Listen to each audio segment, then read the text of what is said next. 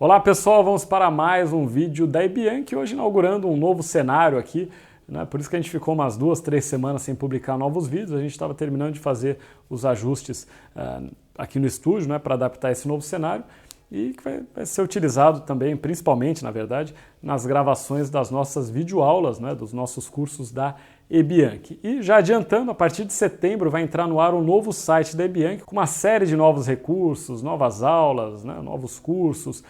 Vai ficar muito mais fácil a integração, a interação entre os alunos e os professores, enfim.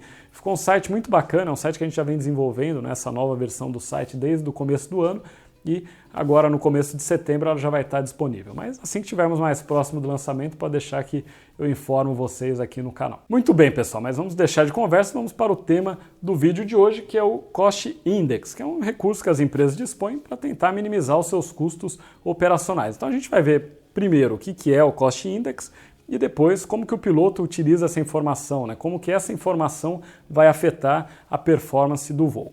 Muito bem, então aqui nós temos o Cost Index, que é o custo do tempo de voo dividido pelo custo do combustível. Então o que é o custo do tempo de voo? Então, por exemplo, leasing, tripulação, manutenção, enfim, os custos que estão atrelados ao tempo. Então, por exemplo, se uma empresa tem um contrato de leasing que por hora de voo, ou seja, ela paga esse contrato pelo tempo de utilização da aeronave, né, isso vai impactar no tempo de custo de voo. Agora, se a empresa tem um custo de leasing fixo, ou seja, se ela voar 1 hora ou 500 no mês, ela vai pagar o mesmo valor, então isso não vai impactar no tempo de voo. E aqui embaixo o custo do combustível. Então esse cálculo ele é feito pelo setor da empresa, no setor de engenharia, que vai chegar num valor de Cost Index. Então aqui a gente vai utilizar um exemplo qualquer. Então vamos supor que o custo por hora de voo de uma determinada aeronave seja de $15 mil por hora. Não é? E o custo do combustível seja de $1.000 por hora. Então, se nós dividirmos, né, o custo do tempo de voo pelo custo do combustível, a gente vai chegar num Cost Index 15. Não é? O que é esse 15? Esse 15 é o valor que o piloto vai receber na navegação, né, e vai inserir no FMC. Depois a gente vai verificar na prática como que esse valor vai interferir na performance do voo. Não é? O Cost Index ele varia de 0 a 500, pelo menos no Boeing 737, e em outras aeronaves ele vai de 0 a 999.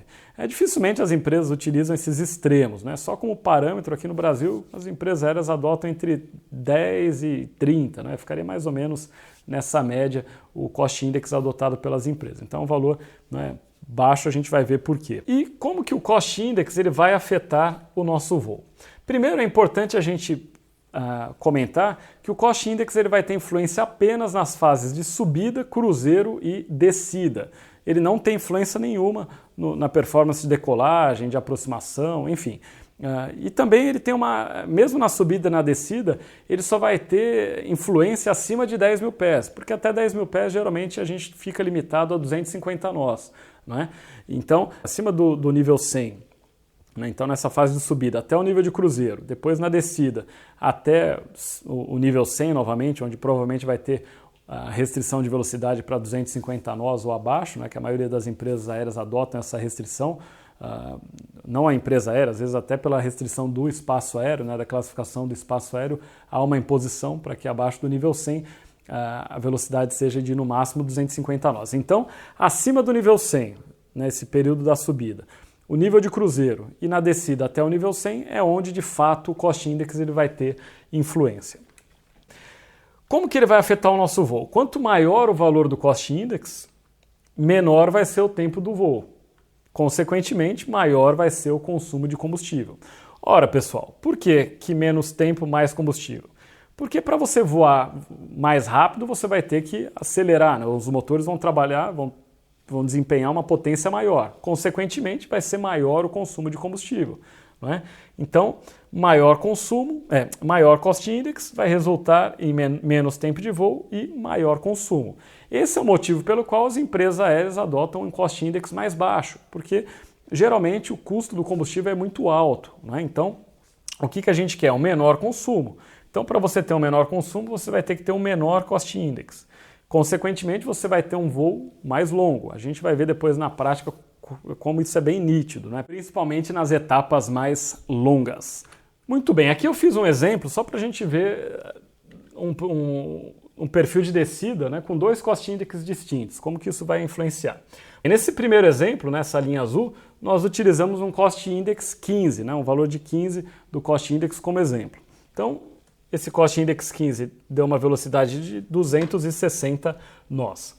Essa linha vermelha, a gente adotou um cost index 60 e uma velocidade, que deu uma velocidade de 300 nós. Então aqui você já percebe o quê? Essa aeronave que utilizou, né? Aqui é a mesma aeronave, mesmo peso, enfim, tudo igual, só cost index diferente. Para descer com 260 nós, o que o computador, né, o que o FMC faz? Ele traz mais para trás o ponto ideal de descida, né, para que a aeronave desça com essa velocidade de 260 nós. Um cost index maior vai afetar, né, a aeronave vai descer com maior velocidade. Então, o top of descent, né, o ponto ideal de descida, ele vai vir mais para cá. Então você observa que esse trecho todo aqui, a aeronave ficou utilizando o motor, com muito mais potência, né? Aqui nas fases de descida a gente desce com a potência em idle, né? Praticamente durante quase toda a descida a gente vem com a potência reduzida, né? Ponto morto, digamos assim.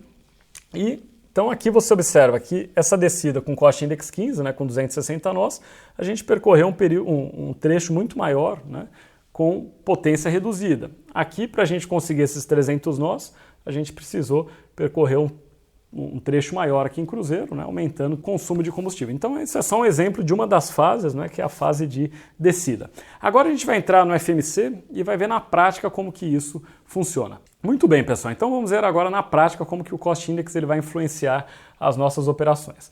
Esse é o campo em que nós inserimos o dado do cost index, né? Então aqui eu inseri um cost index 12, um cost index um pouco mais baixo. Vamos agora na página de subida. Então aqui na página de subida a gente observa que até o nível 100 ele vai manter os 250 nós, como eu havia falado anteriormente.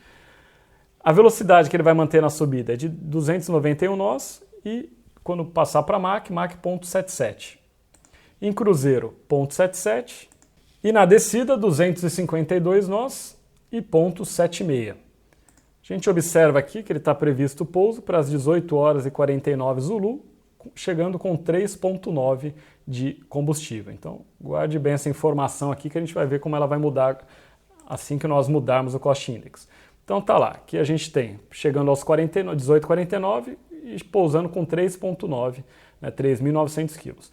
Se nós mudarmos o cost index aqui para 60, um valor mais alto, olha o que acontece. A gente já ganha 6 minutos de voo, né, a aeronave vai pousar 6 minutos mais cedo, no entanto, há uma penalização aqui no combustível, né, estava 3,9, caiu para 3,8.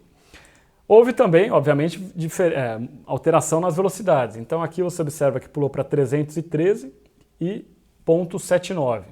Em cruzeiro foi para 0,79 e na descida, ó, a diferença como é significativa. De 252 que estava anteriormente foi para 307 nós e 0,79. Né? E depois ela reduz aqui no nível 100 para 240 nós.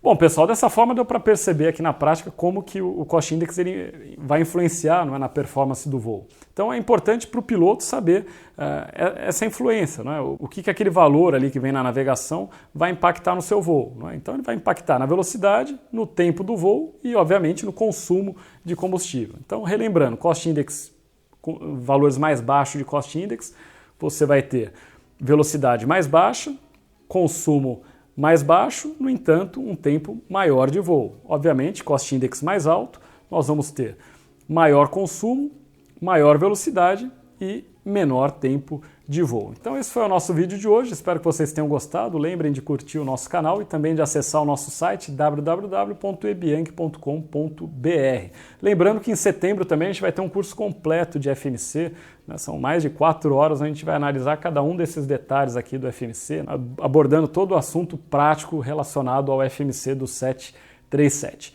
Então é isso aí, um grande abraço e até a próxima semana.